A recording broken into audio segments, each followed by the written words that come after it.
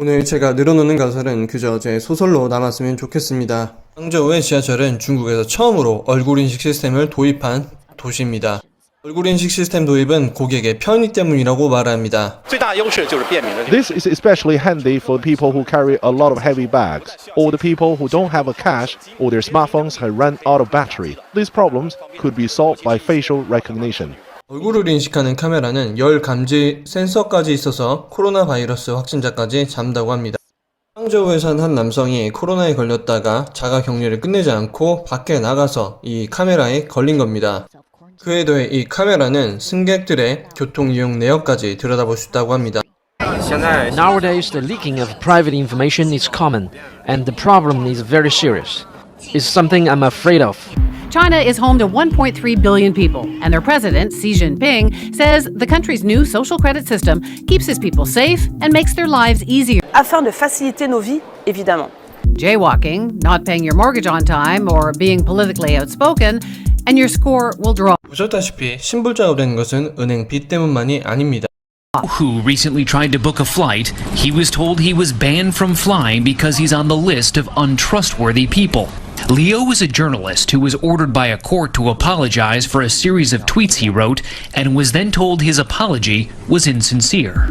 Overnight, Leo went from investigative journalist to digital dissident. He can't book flights or trains. He's banned from social media, and his friends and family have lost social credit points too. 앞으로는 신불자가 된다면 이동이 불가능할 수도 있습니다.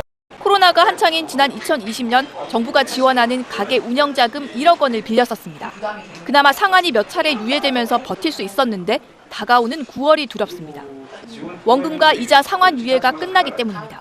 대출 이자가 그래도 1%에서 2% 정도 됐었는데 지금 이제 끝나고 나면 8%대에서 10%까지도 지금 내야 된다는 상황이 되더라고요. 그러면 이자와 원금을 다 갚는다는 것은 불가능한 이야기거든요.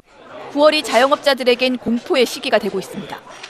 코로나19로 어려움을 겪고 있는 소상공인과 중소기업을 지원하기 위해 도입된 각종 금융조치가 보시다시피 오는 9월에 대부분 종료될 예정인데요. 원금과 이자 상환 유예가 끝나는 만큼 부담이 더욱 클 수밖에 없습니다. 코로나를 이유로 영업도 못하게 하고 빚어지게 만들고 금리도 올렸습니다. 은행 빚을 감당하지 못하는 서민들이 늘고 있습니다. 저축은행 1분기 연체율은 5.1%로 6년 만에 5% 벽을 다시 넘어섰고 카드사 연체율도 최고 1.49%로 최근 3년 내 최고 수준입니다. 문제는 이금융권 대출자 상당수가 시중은행 등 다른 금융기관에도 대출을 가진 다중 채무자라는 점입니다.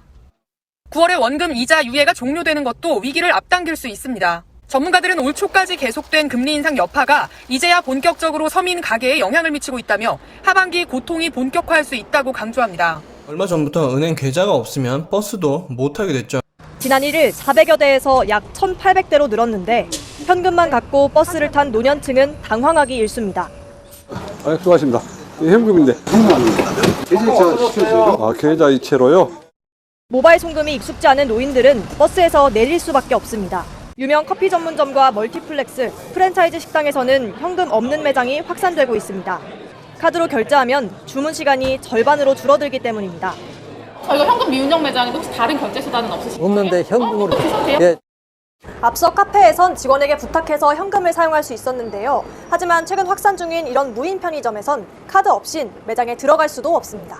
Vous avez des infos sur l'euro numérique et la mise en place de l'euro numérique. Rappelez-vous, au tout début du coronavirus, on nous a fait croire que le virus était transmissible sur des billets. Ça sera une étape supplémentaire dans la mise en place de ce portefeuille numérique pour éviter la propagation de virus et pour, on le sait bien, nous tracer, nous contrôler. 10년 전쯤 제가 갔던 스톡홀름의 한 카페에서는 현금을 받지 않았었습니다.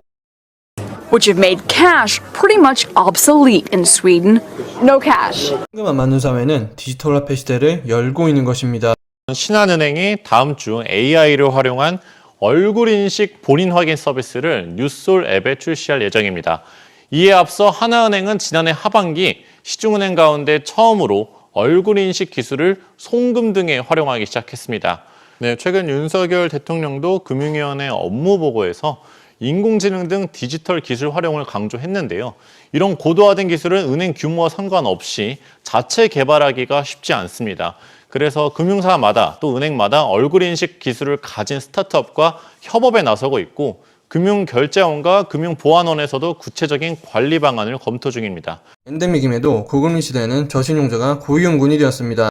Xi has ordered cameras plastered across China, leaving no dark corners, and plans to monitor every move by every citizen. He can't book flights or trains. He's banned from social media, and his friends and family have lost social credit points too.